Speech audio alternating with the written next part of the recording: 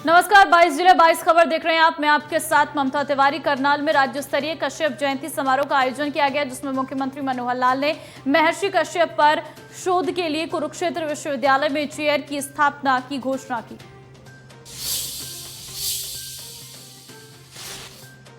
मुख्यमंत्री हरियाणा आज करनाल में आयोजित महर्षि कश्यप जयंती समारोह में पहुंचे थे। यहां लोगों की मांग पर उन्होंने ऐलान किया कि महर्षि कश्यप के शोध के लिए कुरुक्षेत्र विश्वविद्यालय में पीठ स्थापित की जाएगी। इसके अलावा उन्होंने कहा कि जूंडला में जो कॉलेज बनाया गया है उसका नाम भी महर्षि कश्यप के नाम पर रखा जाएगा। इसके अलावा 2 धर्मशालाओं के लिए करीब 44 लाख रुपए की राशि भी मुख्यमंत्री ने स्वीकृत की है। वहीं करनाल के सेक्टर 14 चौक को महर्षि कश्यप चौक के रूप में विकसित किया जाएगा। इसके अलावा मुख्यमंत्री ने आज प्रदेशवासियों को बड़ी सौगात दी है। करनाल से सिंचाई विभाग की 4 बड़ी योजनाओं का शुभारंभ मुख्यमंत्री के द्वारा किया गया। करीब 88 करोड़ की ये योजनाएं हैं, जिनमें 3 एसटीपी से माइक्रो इरिगेशन को जोड़ा गया है। ऐसे में करीब 6000 एकड़ भूमि की सिंचाई जो है इन एसटीपी के जरिए माइक्रो इरिगेशन के माध्यम से की जाएगी। ऐसे में आज मुख्यमंत्री के द्वारा एक बड़ा कदम माइक्रो इरिगेशन और जल संरक्षण की दिशा में उठाया गया है। करनाल से महेंद्र सिंह, इंडिया न्यूज हरियाणा।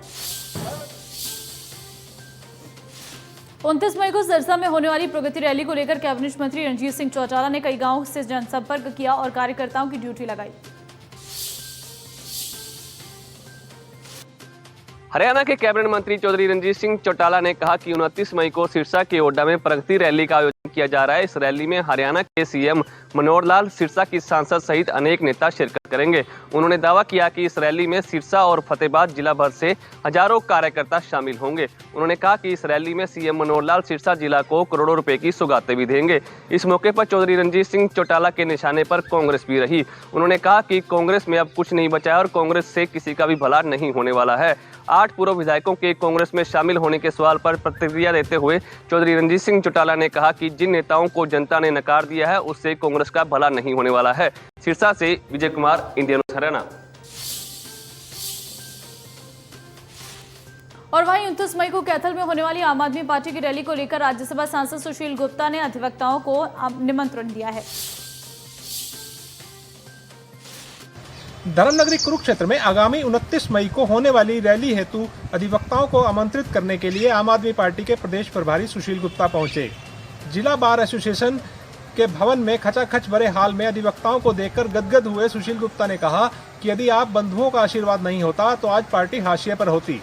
आम आदमी पार्टी प्रदेश प्रभारी ने कहा कि हरियाणा में कानून व्यवस्था की स्थिति बद नहीं बदतर है, भ्रष्टाचार चरम सीमा पर है, बेरोजगारी रोज बढ़ रही है। इन्हीं तमाम मुद्दों को लेकर दिल्ली के मुख्यमंत्री व आप सुप्रीमो अरविंद केजरीवाल जनता से सीधा संवाद करने के लिए कुरुक्षेत्र पहुंच रहे हैं। वे अब बदलेगा हरियाणा रैली के माध्यम से हरियाणा में बदलाव करेंगे। देखना यही होगा कि धर्मनगरी कुरुक्षेत्र की यह रैली आम आदमी पार्टी के लिए क्या दिशा व दशा तय करती है। कुरुक्षेत्र से राजीव बरोड़ा, इंडिया न्यूज हरियाणा।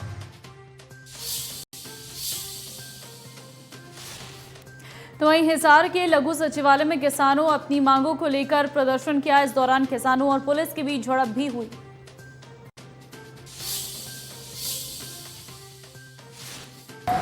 चरखी में आज सफाई कर्मचारियों द्वारा अपनी लंबित मांगों को लेकर नगरपालिका में जोरदार नारेबाजी करते हुए धरना प्रदर्शन किया गया।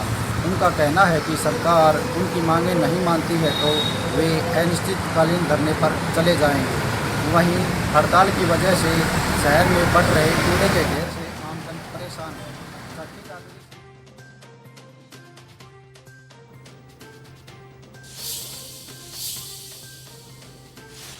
जब पत्नी करे पिटाई तो किससे लगाएं दुहाई।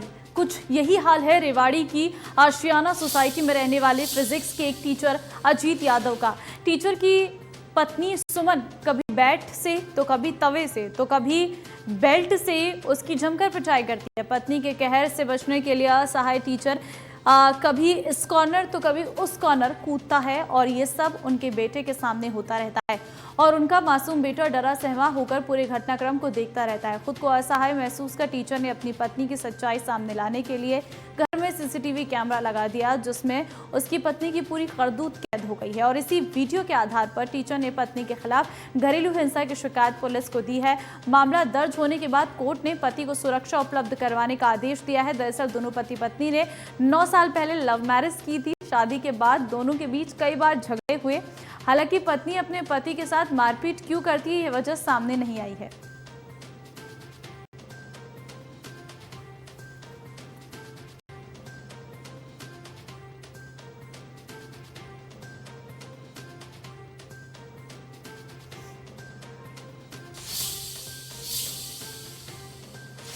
फतेहाबाद के रामनिवास मोहल्ला में चाकू से गोदकर कूलर व्यापारी की हत्या कर दी गई है। इस मामले में पुलिस ने एक महिला समेत 4 लोगों के खिलाफ मामला दर्ज कर लिया है। फतेहाबाद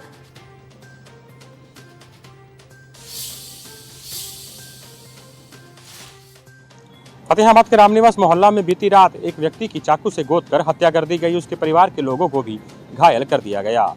बताया जा रहा है कि व्यक्ति अपने बेटे के साथ हुई मारपीट की बात का उलाहना लेकर पड़ोसी के घर गया था, लेकिन पड़ोसी इतना तैश में आ गया कि उसने चाकुओं से वार कर दिए।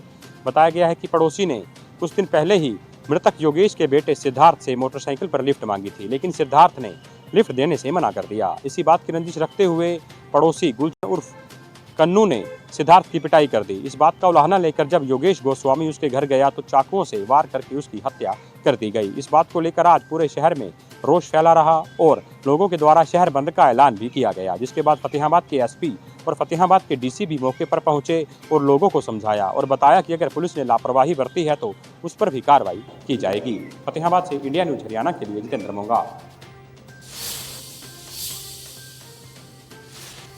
चलिए आगे बढ़ते हैं। पलवल में होटल में फायरिंग कर रंगदारी मांगने वाले आरोपी को क्राइम ब्रांच ने दबोच लिया है। आरोपी पर पहले भी हत्या का मामला दर्ज है।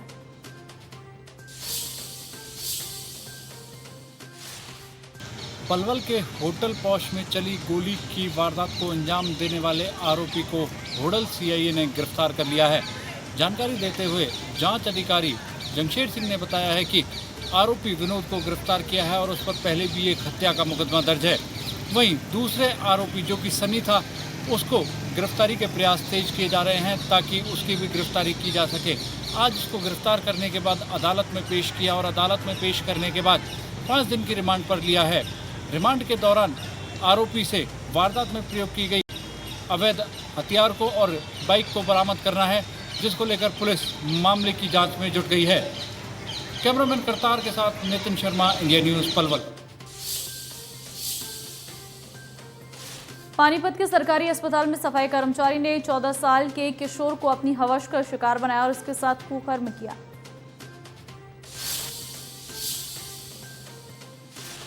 पानीपत का सरकारी अस्पताल अब बच्चों के लिए सुरक्षित दिखाई नहीं दे रहा है। इसका अंदाजा इस बात से लगाया जा सकता है कि अस्पताल के एक सफाई कर्मचारी ने एक शर्मनाक वारदात को अंजाम दिया है। अस्पताल के सफाई कर्मचारी ने एक 14 साल के बच्चे के साथ दुष्कर्म किया है। इसकी सूचना जब बच्चे ने अपने परिजनों को दी तो अस्पताल परिसर में हड़कंप मच गया और मामले की जानकारी पुलिस को दे दी गई। पुलिस ने आरोपी के खिलाफ पोक्सो का मामला दर्ज कर उसे गिरफ्तार कर लिया और पीड़ित बच्चे को अस्पताल में इलाज के लिए भर्ती करवा दिया है। पानीपत से गुरदेव सिंह गिल, इंडिया न्यूज़। वहीं जींद में चंडीगढ़ रोड पर हुए भीषण सड़क हादसे में एक ही परिवार के 6 लोगों की मौत हो गई, साथ ही 17 लोग घायल हो गए। जींद चंडीगढ़ मार्ग पर गांव कंडेला के निकट मंगलवार सुबह ट्रक से हुई टक्कर पिकअप सवार 6 लोगों की मौत हो गई, जबकि 17 लोग घायल हो गए हैं। मृतक व घायल एक ही परिवार के हैं और वह परिवार के मुख्य की मौत के बाद हरिद्वार के अस्थियां विसर्जन करके घर वापस लौट रहे थे। घायलों को जींद के सामान्य अस्पताल में दाखिल कराया गया। जींद से इंडिया न्यूज़ हरियाणा के रोहतास बोला। झज्जर में ईंट भट्टे पर बरसाती पानी से भरे एक गड्ढे में डूबने से 2 मासूमों की मौत हो गई है। मृतक बच्चों के परिजन बिहार के से मजदूरी करने झज्जर आए थे।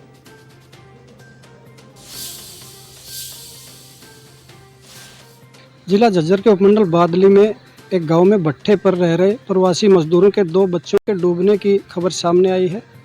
पुलिस के अनुसार ये बच्चे खेल रहे थे और भट्टे पे बने एक गड्ढे में ये बच्चे डूब गए, जो कि बरसाती पानी से भरा हुआ था। काफ़ी देर बाद परिजनों ने इन्हें संभाला तो गड्ढे में डूबे मिले, जिसके बाद इनको झज्जर के सामान्य अस्पताल लाया गया, जहाँ पे डॉक्टरों ने इन्हें मृत घोषित कर दिया। पुलिस ने पोस्टमार्टम करा के शव परिजनों को सौंप दिए हैं और आगे की कार्रवाई जारी है। इंडिया न्यूज़ के लिए झज्जर से जगदीप राजा।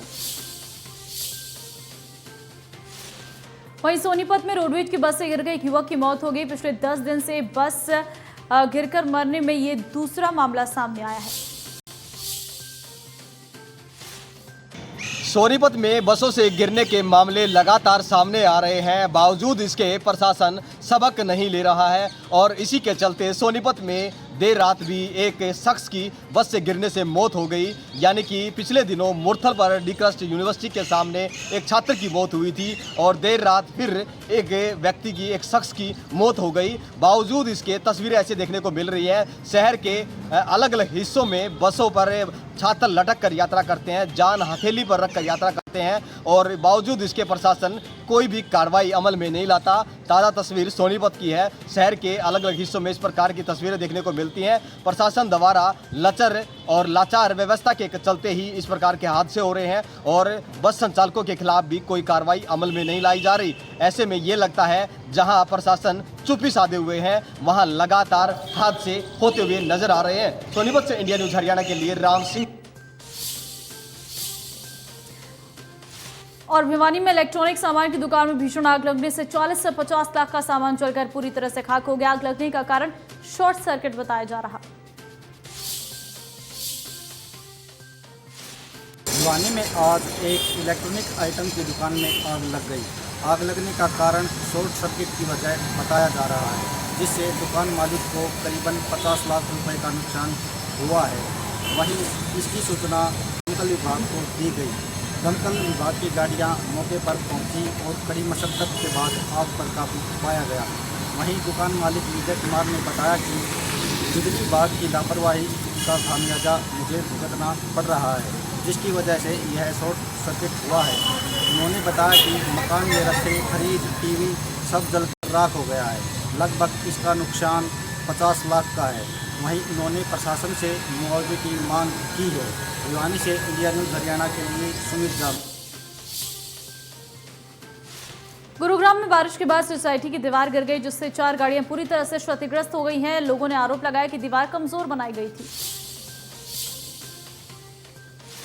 कल देर रात से तेज तूफान के साथ आ रही बारिश के बाद जहां लोगों को गर्मी से राहत मिली, तो यही बारिश कुछ लोगों के लिए मुसीबत भी बन के आई है। आपको बता दें, गुरुग्राम के सेक्टर 48 में एक सोसाइटी की दीवार 4 गाड़ियों पे गिरी, जहां गाड़ियां क्षतिग्रस्त हो गई।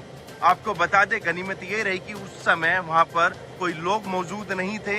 हालांकि स्थानीय निवासियों ने इस पूरे मामले की जानकारी स्थानीय पुलिस थाने को दे दी, जिसके बाद गुरुग्राम पुलिस इस पूरे मामले की तफ्तीश कर रही है। आपको बता दें, पारसनाथ सोसाइटी की ये दीवार है जो गाड़ी पे गिरी है और औरन विला के अंदर गिरी है। औरन विला के स्थानीय जो लोग हैं, उन्होंने बिल्डर के खिलाफ गुरुग्राम के बादशाहपुर थाने में ये शिकायत दे दी। अब देखना ये होगा कि गुरुग्राम पुलिस इस पूरे मामले में क्या कार्रवाई करती है। गुरुग्राम से कैमरामैन दिनेश सैनी के साथ संजय राठौर।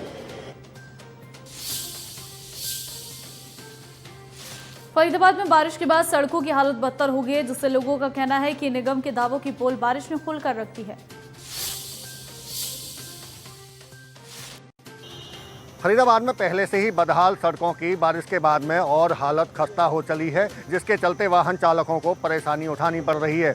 अगर पूरे फरीदाबाद की बात करें तो तमाम बड़ी सड़कों पर पानी का जल भराव अभी भी दिखाई दे रहा है। NH-19 पर खासतौर से बल्लभगढ़, YMCA और इसके साथ साथ में अजरादा और बाटा चौक पर सर्विस रोड पर पूरी तरह से सड़कें लबालब हैं, जिसकी वजह से वाहन चालक धीमी रफ्तार से वहां से निकलने के लिए मजबूर हैं। इतना ही नहीं, कई वाहन चालकों के वाहन भी खराब हो रहे हैं। इसके पीछे जो लापरवाही है वो NHI के अधिकारियों की बताई जा रही है, क्योंकि ड्रेनेज सिस्टम सही ना होने के चलते पानी का जल भराव वहाँ दिखाई दे रहा है। बरसाती पानी में चूंकि अभी पहली बरसात है, इसके बाद में मानसून की शुरुआत होगी, ऐसे में लोगों के लिए और मुश्किल हालात हो सकते हैं। NH के अलावा जो शहर की तमाम सड़कें हैं, उनमें भी कई जगह अभी भी जल भराव की स्थिति देखी जा सकती है, जिसकी वजह से लोगों को परेशानी हो रही है। फरीदाबाद से देवेंद्र कौशिक, इंडिया न्यूज़। पंचकुला में कानून व्यवस्था को बनाए रखने और अपराध पर लगाम लगाने के लिए पुलिस हर थाना क्षेत्र में फ्लैग मार्च निकाल रही है। पुलिस की टीमें पैदल सड़कों पर गश्त कर रही है। बढ़ते आपराधिक मामलों को देखते हुए पंचकुला पुलिस कमिश्नर की ओर से नई स्ट्रेटजी को अपनाया गया है, जिसके चलते पूरे पंचकुला के अंदर अब पुलिस की मुस्तैदी को दिखाया जा रहा है। ऐसे में पुलिस कमिश्नर हनीफ कुरैशी की ओर से सभी पुलिस स्टेशंस को निर्देश दिए गए हैं कि जो उनका पुलिस थाना एरिया है या फिर जो उनका पुलिस चौकी एरिया है, वहां पर पुलिस जाएगी और पैदल गश्त करेगी। मिनी फ्लैग मार्च के तर्ज पर पुलिस सभी सेक्टर्स के अंदर, अपने थाना एरिया के अंदर, अपने चौकी एरिया के अंदर पुलिस बल लेकर गश्त की जाएगी। उसके साथ साथ जो QRT टीमें हैं, वहीं डायल 112 की गाड़ियां हैं, इसके साथ साथ पुलिस कंट्रोल रूम की गाड़ियां हैं या फिर PCRs हैं, वो पुलिस के जो पैदल काफिला है उसके साथ मौजूद रहेंगी, ताकि पब्लिक को एहसास हो कि पुलिस गश्त कर रही है। वहीं कहीं ना कहीं पुलिस की ओर से अपराधियों को या फिर चोरों को कहीं ना कहीं ये संदेश दिया जा रहा है कि पुलिस मुस्तैद है, गश्त कर रही है। अगर शहर के अंदर किसी तरह की किसी वारदात को अंजाम दिया गया तो उन्हें पकड़ने पर काम किया जाएगा। कैमरामैन कपिल नागपाल के साथ अमित शर्मा, इंडिया न्यूज़ हरियाणा। देश के 5 राज्यों के बीच पानी का बंटवारा करने वाला हथनीकुंड बैराज अब सुरक्षित नहीं है। जल्द ठोस कदम नहीं उठाए गए तो हो सकते हैं गंभीर परिणाम। देश के 5 राज्यों में पानी का बंटवारा करने वाले हथनीकुंड बैराज को खतरा पैदा हो गया है। यदि समय रहते इस पर काम ना हुआ तो इसका अस्तित्व ही खतरे में पड़ जाएगा और एक हिस्ट्री बनकर रह जाएगा। जानकारी देते हुए SCRS मित्तल व SDO धर्मपाल ने बताया कि 1999 में हथनीकुंड बैराज का निर्माण किया गया था और जब 2010 में भयंकर बाढ़ आई तो उसमें ताजे वाला हेड कंस्ट्रक्शन थी, वो बह गई और जो इसकी वाल थी वो 329 मीटर पे थी, जिसकी वजह से जो है 14 मीटर जो वाल है वो जो उसका वाटर लेवल है वो नीचे चला गया है। अब 310 के ऊपर तो मेन वाल है, यदि केवल 4 मीटर ऐसे बचे हैं जो हथनीकुंड बैराज की रक्षा कर रहे हैं। हालांकि जो सेंट्रल वाटर कमीशन है उसके पास डिजाइन चला गया है और हरियाणा के अधिकारी कह रहे हैं कि वो जल्दी से जैसे नक्शा पास होगा तो इस पर काम शुरू कर दिया जाएगा। लेकिन नक्शे का भी कहा जा रहा है कि सेंट्रल वाटर कमीशन है, अभी 2 महीने लगेंगे। अब आने वाला समय रेनी सीजन है, फ्लड आने वाला है, उसके बाद ही काम शुरू हो पाएगा। यदि समय रहते इस पर काम ना हुआ तो हथनीकुंड बैराज एक हिस्ट्री बनकर रह जाएगा। यमुनानगर से देवीदास शारदा, इंडिया न्यूज़ हरियाणा।